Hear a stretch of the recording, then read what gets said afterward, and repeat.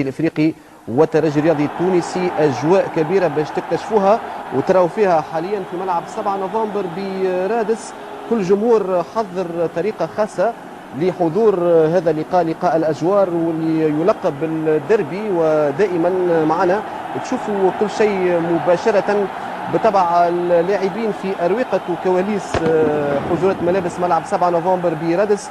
كما ذكرت منذ البداية غويدو ويلد هابر الدولي السويسري هو سيدير هذه المباراة، وبالطبع ننتظر ربما في حسن كان ثم استجواب قبل دقائق من انطلاق هذه المباراة اللي تستقطب دائما الجماهير لقاء الترجي وفريق النادي الافريقي بالطبع باش يشاهدوها مباشرة من ملعب 7 نوفمبر برادس بعد قليل. وما زالوا لاعبين ما دخلوش الى عشب ملعب 7 نوفمبر برادس. نذكر منذ اسبوعين في نفس هذا المكان الفريقين تعادلا هدفين مقابل هدفين. بسام اكيد ثم حنين كي ترى الجماهير تبارك الله. صحيح، هذه اجواء اوروبيه وامريكيه جنوبيه. هي اجواء فيها مشاعر اخرى تذكرنا كي كنا لاعبين، لكن زاد فيها حاجات تشرف تونس. ما ننساوش روحنا على الفضائيه التونسيه اللي تشاف في كل انحاء العالم وقاعده توري وتقول علينا في جمهور ريفر بلاي وكأننا صحيح كأننا في انجلترا ولا في الارجنتين زاد معناها دور الاشوار. هذا كله ماله لشرف ويزيد ياكد ويدعم الصوره نتاع تونس ورياضه تونس وتصدر تونس معناتها لكأس الامم الافريقيه. هذا الكل ما يرجع كان مفخره لنا. على كل حسني يظهر لي عندك جديد في ملعب 7 نوفمبر برادس. شنو هي الاوراق هذه؟ ما نجمش نقولها كان في وقت المقابله الاخرى الازرق احمر واصابه نتاع توجاني خلتني الاوراق ما لعبتهمش نتاعي وكلامك صحيح. اليوم محضر اوراقي كما يلزم مع البنك، محضر اوراقي سواء في الخطه التكتيكيه ولا في التشكيله الاساسيه. لطفي امير قال لي هو محضر لك برشا مفاجآت، شنو حضرت اليوم؟ انا معناش مفاجآت.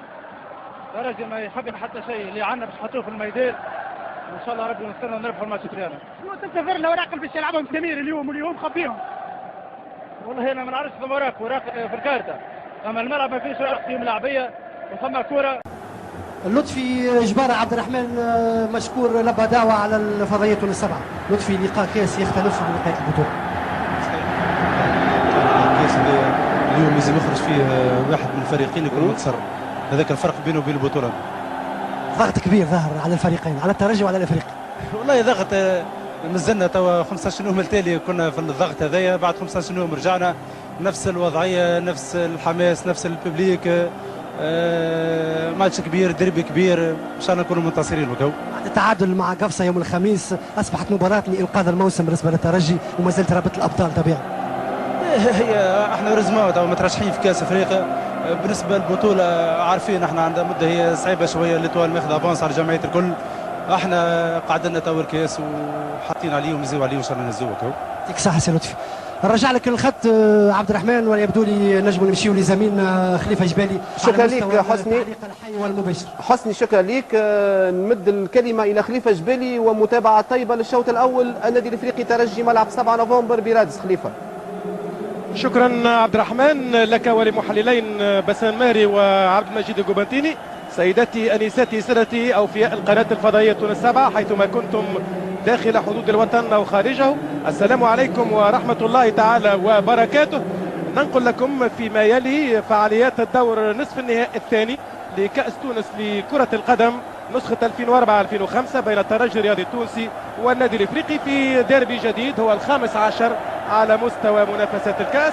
لنتعرف بعد ساعة ونصف او ساعتين او ربما اكثر على الطرف الثاني للدور النهائي لكأس هذا الموسم، بعد ما تعرفنا على الطرف الاول امس وهو الترجي الجرجيسي الذي وصل الى المباراة النهائية لاول مرة في تاريخه، ونجد له التهنئة بهذا التأهل. اذا ننقل مباراة الكأس التقليدية هذه بعد لحظات، لكن قبل ذلك سأمدكم بتشكيلتي الفريقين وسط هذه الأجواء الرائعة جدا أمام قرابة 55 ألف متفرج، وكما قلتم في الاستوديو أجواء كرنفالية وكأنها في أمريكا اللاتينية، الأرجنتين بالتحديد أو إيطاليا أو ألمانيا وغيرها من البلدان الشهيرة في لعبة كرة القدم. قلت إذن التشكيلتين بالنسبة للنادي الافريقي: علي بومنيجل في حراسة المرمى، هيان البنزيكي، محمد المكشف، 20 حمدي المرزوقي، 13 وسام بن يحيى، 2 بارتوري، 14 اسد ورتاني، خالد المولي 7، درامان تراوري 21، هشام بن خالد 31، ومحمد السليتي ينزل اساسي اليوم رقم 28. المدرب هو ابن النادي سمير السليمي. هذا بالنسبه اذا الى تشكيله النادي الافريقي الاساسيه. التشكيله الاساسيه للترجي الرياضي في حراسه المرمى حمدي القصراوي الذي يعود بعد اصابه جون جاك تيزي، مع جوزي كلايتون، موانيري اوبينا، وجيه الصغير، محمد الجيزاني، جوهر المناري، مراد المالكي، كمال زعيم، داميان اودي، ماركوس دوس سانتوس، وعصام جمعه. المدرب هو السيد لطفي جباره بمساعده العربي الزواوي او العكس.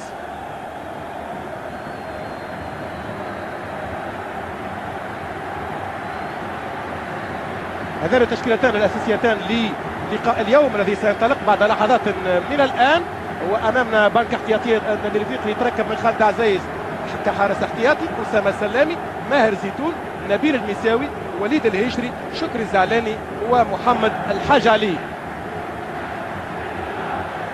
هذا هو اذا مقعد احتياطي النادي الافريقي. الان احتياطي الترجي التونسي: رؤوف الرتولي حارس احتياطي مع زياد البحيري، ايمن اللطيفي، سلام القزداوي، العربي جابر، معين الشعباني، واحمد بن يحيى. طاقم التحكيم لهذا اللقاء السويسري اول مره في ديربي العاصمه. محاصره جسم الصوره اللي كانت امامكم بين ماركوس دوس سانتوس وحمدي المرزوقي. ضربه مخالفه لفائده الترجي الرياضي التونسي، ارتكبها يامن بالزكري على مراد المالكي.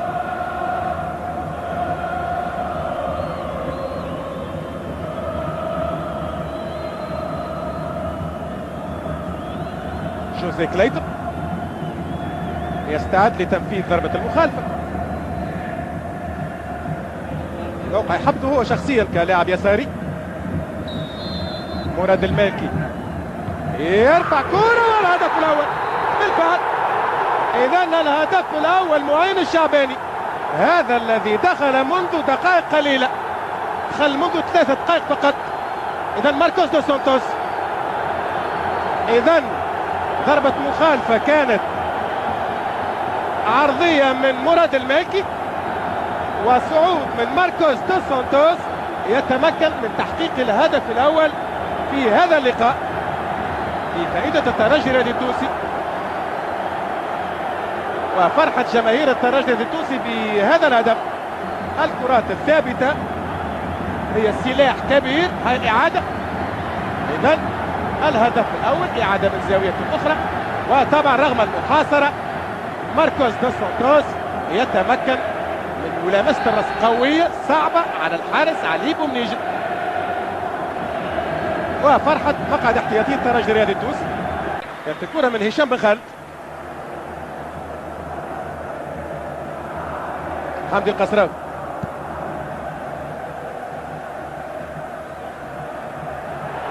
وخطيرة، والهدف الثاني عفوا من دفاع النادي الافريقي. وماركوس دوس سانتوس لا يرفض الهدية. الهدف الثاني لصالح الترجي الرياضي التونسي عن طريق نفس اللاعب ماركوس دوس سانتوس. كان ارجاع كرة او ربما محاولة صد كرة، ما كانش فما نية ارجاع، تو الاعادة تبين لنا. هذه ارجاع كرة من حمدي القصراوي، لا اتصور انه تمرير للحارس بالراس. وطبعا كان اسبق ماركوس دوس سانتوس متقدم نسبيا، وهذاك الحل نجم يعمله الحارس بومنيجي، فيتمكن اذا ماركوس دوس سانتوس في الدقيقة 18 من تحقيق الهدف الثاني. الصغير يتعامل الترجي بتأني مع المباراة. هذه هجمة أخرى خطيرة في القائم الثاني. تعليق، ماذا يفعل ماركوس؟ يسدد وتخرج من الدفاع. كانت خطيرة هي الأخرى. ورقة حمراء وضربة جزاء على ما يبدو. أكيد ورقة حمراء وضربة جزاء. وسام بن يحيى دقيقة 28. كان تعليق ماركوس دوس سانتوس، وكان الهجوم يوحي بالخطورة. ينكمش الترجي للخلف. الهجومات المضادة سريعة، مساحات فارغة، تروض الكرة ماركوس في عقله، وطبعا تلمس الكرة في اليسرى لوسام بن يحيى وتتحول وجهتها وضربة جزاء لفائدة الترجي الرياضي التونسي. إذن سيناريو آخر قد يعقد أمور النادي الإفريقي.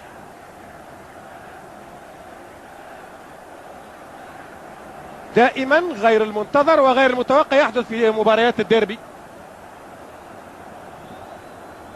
إذن ضربة جزاء لفائدة الترجي.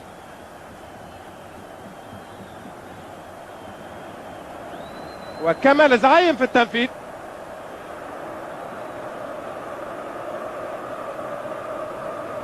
كمال زعيم في التنفيذ.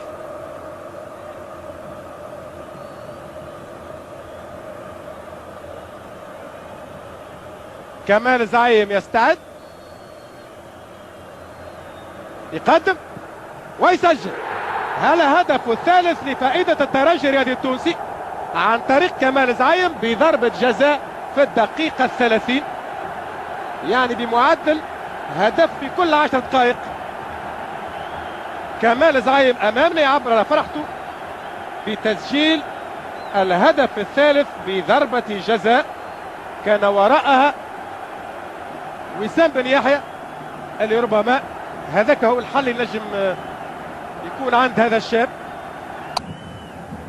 الجمهور قد يكون قام بما عليه، لكن اللاعبين اليوم بالنسبه للنادي الافريقي لم يكونوا في يومهم. تعود الكره لصالح الترجي، هجوم سريع، احمد بن يحيى اللي عاد لاباس، تقطع الكره، حمدي المرزوق، بابتوري يروض بالصدر، يحافظ على كورته، يرجع الى الوراء، محمد المكشف يخليها الى علي بومنيش نحو محمد السليتي، ياخذها نوانيري،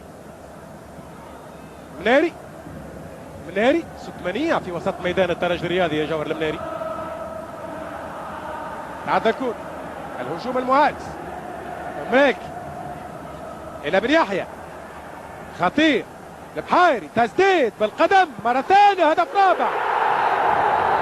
رابع عصام جمعة، وترتد بين الحارس والدفاع، ثم الحارس، ثم عصام جمعة لا يتسامح، والهجوم بدأه الشاب أحمد بن يحيى. هدف الرابع يؤكد انتصار الترجي في الدقيقة 87. قلت من المرات القليلة، وأربع أهداف مقابل 0 كانت مرسومة، ولست أدري كان هذا المتكهن يعني نقول كذب المنجمون ولو صدقوا، ولكن 4 أهداف مقابل 0 ورفعت بعد الهدف الرابع. وطبعا الحرفية لزملائنا التقنيين ومخت استعراضية. وفي هذه اللحظة بالذات يعلن الحكم السويسري غويدو ويلب هاربر عن انتهاء مباراة الترجي التونسي والنادي الافريقي بترشح الترجي للدور النهائي لكأس تونس لكرة القدم، وهو الترشح ال15 او سيلعب النهائي ال15. الاهداف ماركوس دو سانتوس في الدقيقة 13 ودقيقة 18، وكمال زعيم بضربة جزاء دقيقة 30، وعصام جمعة في الدقيقة 87. هكذا ينتهي هذا اللقاء. مبروك الترجي، حظ اوفر الافريقي. اجمل تحية خليفة جبالي اليك. حسني زغدودي كان معك ضيف. في لقاء تقليدي بين الجارين الترجي التونسي والنادي الافريقي في الجولة قبل الأخيرة للبطولة الوطنية لكرة القدم، وملعب نجم نقولوا عدد محترم نسبيا على اساس انه البطولة كان تعرف امرها بعد مباراة الترجي التونسي والترجي الجزائري. وفريق الترجي الرياضي التونسي الشكري الواعي في حراسة المرمى، طارق ثابت رقم 7، 17 وليد عزيز، رقم 15 راضي الجعايدي، رقم 25 خالد بدرة، 12 سفيان المليتي، 8 حسان الجابسي، 18 باهر الكنزاري، 10 ماكايان سولولو، رقم 26 ايزيت اغوي. اذا نلقاو المره هذه اوكولوسي كاحتياطي ومكانهم كل من سولولو واغوي. ورقم 9 اللاعب الشاب علي الزيتوني. فيما يخص الاحتياطيين نلقاو كحارس مرمى ثاني رقم 16 محمد الزوابي، 6 بشير سحباني، 23 حكيم نويرة، 24 معز بجاوي، 20 جابرييل إيكولوزي، 19 فيصل بن أحمد، و13 محمد جيدي. بالنسبة لطاقم التحكيم إذا منير معايا كذلك في التعليق. طاقم تحكيم هذه المباراة يتكون من حكم ساحة السيد عادل زهمول، ساعدوه من توفيق العاشنقي وتوفيق الوسلاتي، والحكم الرابع هو السيد مراد بن ضيف الله. زوز فرق اذا فريق الترجي التونسي الان في صوره تذكاريه. امامكم بالنسبه للاحتياطيين محمد الزوابي، بشير السحباني، حكيم نويره، معز البجاوي، اوكولوزي، فيصل بن احمد، ومحمد الجديدي. بالنسبه للنادي الافريقي 16 خالد عزيز، 2 محرز بن علي، 8 ايغور سوسو، 13 اذا مرياح، حمدي المرزوقي رقم 6، 9 كريم الزيري، و21 جمال الدين الامام.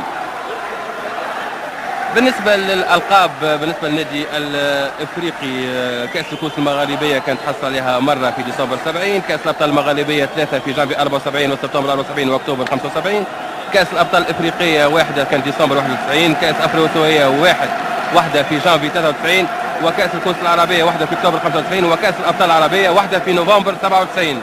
بالنسبه للترجي كاس تونس ممتازه واحده 94، كاس الابطال العربيه واحده سبتمبر 93، كاس الابطال الافريقيه واحده ديسمبر 94، كاس الممتازه الافريقيه في جانفي 95 مره برك، كاس الافريقيه مره برك كذلك اكتوبر 95، الكاس الممتازه العربيه واحده ماي 93، كاس الكاف واحده نوفمبر 97، وكاس الكؤوس الافريقيه واحد ديسمبر واحدة برك كان في ديسمبر 98. إذا لحظات فقط وتعطى إشارة هذا اللقاء اللي يعتبر لقاء كلاسيكي تقليدي يجمع بين فريقين عريقين، الترجي الرياضي التونسي والنادي الإفريقي، في جولة قبل أخيرة ينزل عليها الستار بإذن الله يوم الأحد القادم. السيد عادل الزهمول اللي تألق في هذا الموسم برغم من صغر سنه، ونعطيكم كذلك فكرة عليه.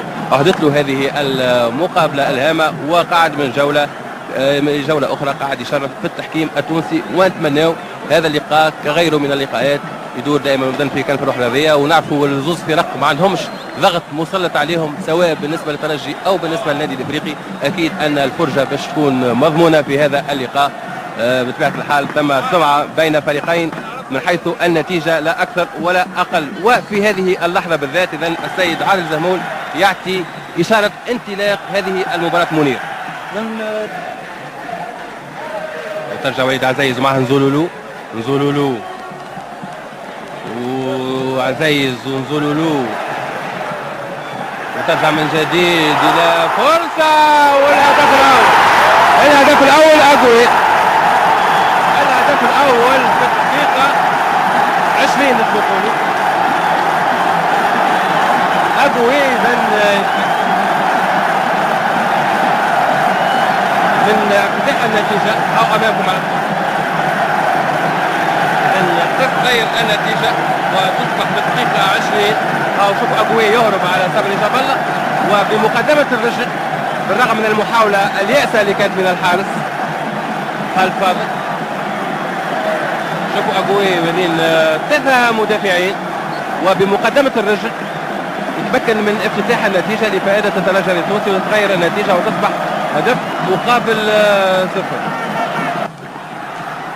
يبعد الخطر، وهذه محاولة الهدف الثاني عن طريق نفس اللاعب إيديت أقوي في الدقيقة 29 من هذا الشوط الأول. لأن ثنائية للاعب النيجيري إيديت أقوي، والهدف الثاني كان في هذه اللحظة أي في الدقيقة 29. تتغير النتيجة، أي إعادة العملية وتسديدة كانت قوية بالرجل اليسرى من اللاعب النيجيري لاعب الترجي التونسي إيديت أقوي، أي إعادة مرة أخرى العملية. شوفوا قوة التسديد بالرجل اليسرى للاعب الترجي التونسي أقوي. إذا تتغير النتيجة وتصبح هدفين مقابل 0 لصالح الترجي التونسي. لأن منير عودة قوية لأقوي اللي أصبح احتياطي في اللقاءات الأخيرة، وأصبح نزولولو وأوكولوزي هما اللي موجودين دائما وابدا كأساسيين، ولعب كان 7 مباريات قبل هذه المباراة، وهو شفناه في تلجأ تفكروا الكرة وتعكس الهجوم لصالح الترجي التونسي عن طريق علي الزيتوني. علي زيتوني طارق ثابت قوية والهدف الثالث عن طريق طارق ثابت. الهدف الثالث عن طريق طارق ثابت بعد عملية هجومية منسقة من علي زيتوني على اثر مجهود فردي من الجهة اليمنى، ووزع الكرة في اتجاه اقوي بامداد كروي ذكي مثل كرة متفق داخل مناطق الجزاء في دفاع النادي الافريقي. هي عادة العملية وطارق ثابت يتمكن من تسجيل الهدف الثالث لصالح الترجي التونسي فقط دقيقة 33.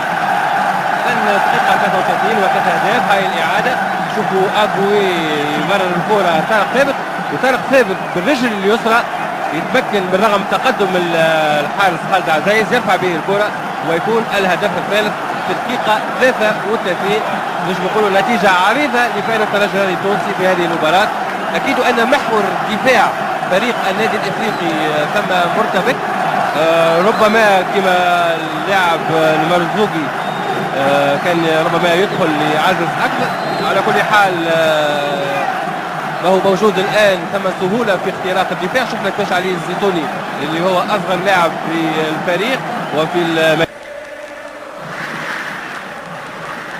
كنزاري رزقي عمروش في التغطية، توصل الكرة لنزولولو سفيان المليتي معاه مارس ديري، ترجع منه كولوزي في اتجاه علي الزيتوني، فرصة هدف لصالح الترجي التونسي والهدف الرابع. الهدف الرابع عن طريق اللاعب علي الزيتوني الشوط الثاني. أصبح النتيجة 4 أهداف مقابل 0 لصالح الترجي التونسي. الهدف الرابع بإمضاء اللاعب علي الزيتوني. إذن في الدقيقة 22 من الشوط الثاني هاي الإعادة. شوفوا نزولولو يخلط الزيتوني وحده على الزيتوني وبكل ثقة في النفس هداه لاعب صغير جدا. هاي الإعادة من البداية متاعها توصل الكرة إذن إلى الزيتوني باليمين يتمكن إذن من تسعيد نتيجة وتصبح نتيجة عريضة 4 أهداف مقابل 0، وهي مماثلة لأعرض نتيجة كان سجلها إذن فريق الترجي التونسي أمام فريق النادي الإفريقي بنفس النتيجة 4 أهداف مقابل 0. وليد عزيز في تنفيذ التماس، فيصل بن أحمد،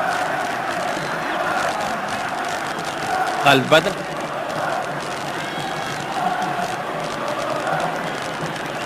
ترجع من فيصل بن أحمد وترجع وكولوزي مازال محافظ على كورته، وكولوزي يتوغل، وكولوزي وجه لوجه على مرتين بالنسبة للحارس.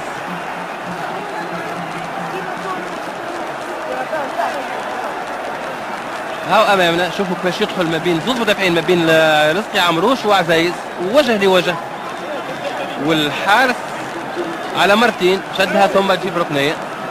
ارتباك كبير في الدفاع. شوفوا ما بين زوج مدافعين ما بين نجيب عزيز وما بين رزقي عمروش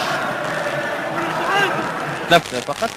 والشيء اللي هذه المباراة رقم 8 بالنسبة لي وفيها 6 أهداف. إذا نجاعة كبيرة ياسر بالنسبة لهذا اللاعب الشاب علي الزيتوني. رجع شوفوا أرضيه وفرصة والهدف الخامس، والحكم يقول لا من فيصل بن أحمد. وشوفوا علي الزيتوني كان ممتاز، تمريرة من علي الزيتوني بالراس فيصل بن أحمد، والحكم السيد عادل زهمول يقول ثم لمسة يد. شوفوا هنا الإعادة، شوفوا كانت توزيعة، شوفوا هنا الزيتوني بالراس يخرج، هل تم لمسة يد أم لا؟ هاي الإعادة بالصور البطيئة من جانب هل تم الزر، هل تم يد. على كل حال الحكم قال هدف ملغى.